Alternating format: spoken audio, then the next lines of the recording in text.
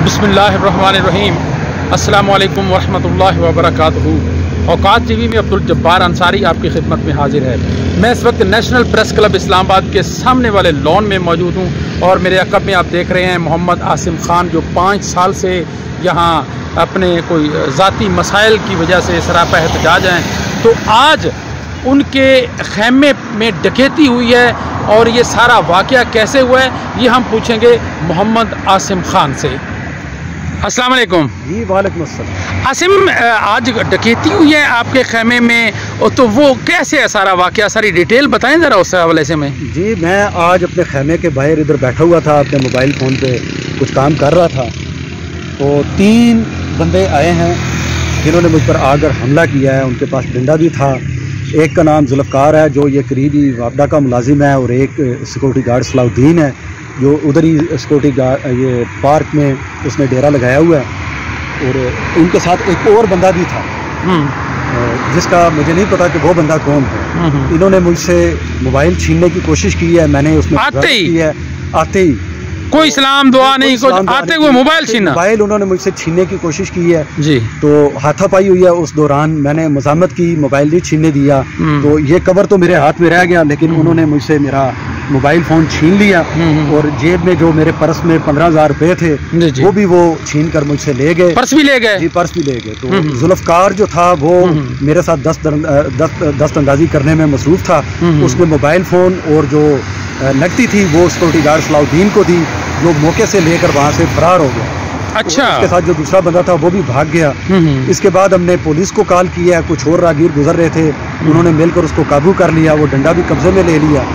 तो उन्होंने mobile phone पे उसके मोबाइल फ़ोन पे हमने कॉल की 15 पर। पुलिस मौका पर पहुंची और उसको हमने गिरफ्तार करवाया है और अभी हम थाने जा रहे हैं रिपोर्ट दर्ज कराने के लिए। आसिम खान, ये जो लोग डकैती करने आए थे, आप इसके पीछे किसका हाथ समझते हैं? आपके ख्याल में कौन लोग हो सकते हैं? क्योंकि इनको आप ज़ाती तौर पे तो आप जानते नहीं, कोई इनके साथ आपकी कोई रिश्तेदारी नहीं, तो क्या इसके पीछे कोई है? जी बिल्कुल, इसके पीछे मुहर्रकात हैं। चंद दिन पहले भी 3 दिन पहले मैंने एक वीडियो अपलोड की थी। रात के वक्त इन्हीं लोगों ने मेरे कैंप पर हमला किया था। उस वक्त भी इन्होंने डकैती करने की कोशिश की, लेकिन वो नाकाम हो गए और उस वक्त ये भाग गए जब मैंने इनकी वीडियो बना ली। जी। तो उस वक्त ये रात का वक्त था, ये रात की तारीकी में ये लोग भाग गए और आज दोबारा इन्होंने हमला किया है। और ये हमला जो मुझ पर कराया गया है ये मेरी बहन फराह भट्ट ने कराया है और सैयद मुस्तफ़ीन काज़मी ने कराया है, जो जिनके खिलाफ मैं यहाँ पर बैठा हुआ हूँ। एहतजाजी कैंप 5 साल से लगाया हुआ है, जिन्होंने मेरे साथ जुल्म और ज़्यादती की है। मुझे दर्जनों नौकरियों से उन्होंने निकलवाया है, मेरे घर का सामान छीना है। तो उनके खिलाफ मैं बैठा हुआ हूँ, अपने मुतालबात लेकर, अपील लेकर बैठा हुआ हूँ चीफ जस्टिस ऑफ पाकिस्तान को, रियासत पाकिस्तान को, ताकि मुझे इंसाफ फराहम किया जाए। अब वो लोग क्योंकि मेरी आवाज़ को दबाना चाहते हैं, मैं मोबाइल फ़ोन पर क्योंकि सोशल मीडिया पर अपनी आवाज़ को उठाता हूँ, तो उन्होंने इन लोगों को भेजा है कि मेरे कैंप पर आकर डकैती करें और मुझसे जो पैसे हैं और जो मेरा मोबाइल फ़ोन है वो मुझसे छीन लिया जाए।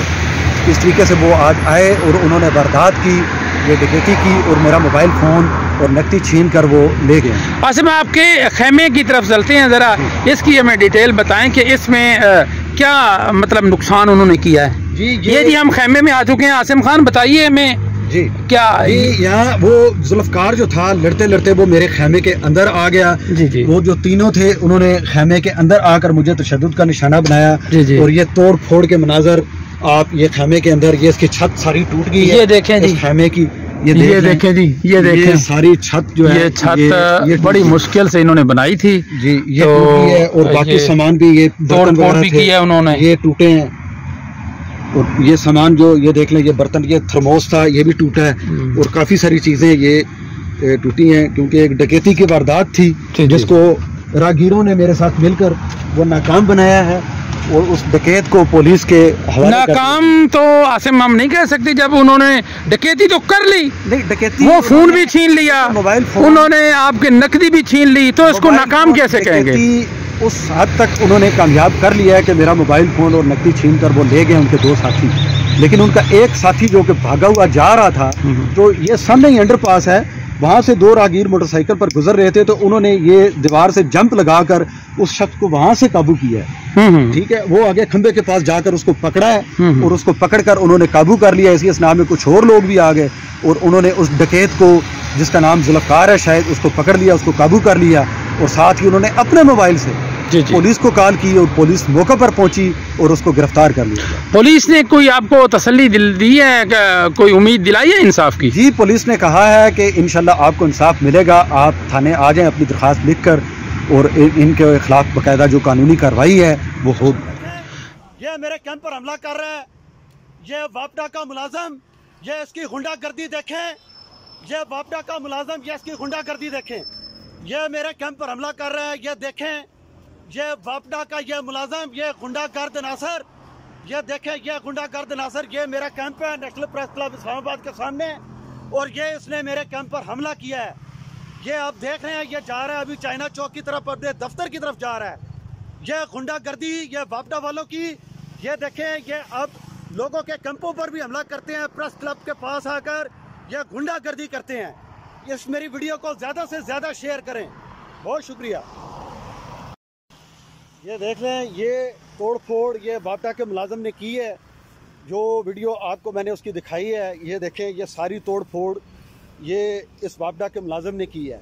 इसने मेरे मुखालफिन से पैसे लिए हैं और ये मेरे कैंप पर आकर हर रोज़ ये गुंडागर्दी करता है। और आज देखें, ये मेरे कैंप पर आकर इसने हमला किया है बाकायदा, और मेरे साथ इसने ये गुंडागर्दी की है। ये देख लें आप, ये देखें, ये मेरा सामान ये टूटा पड़ा है, ये आप देखें।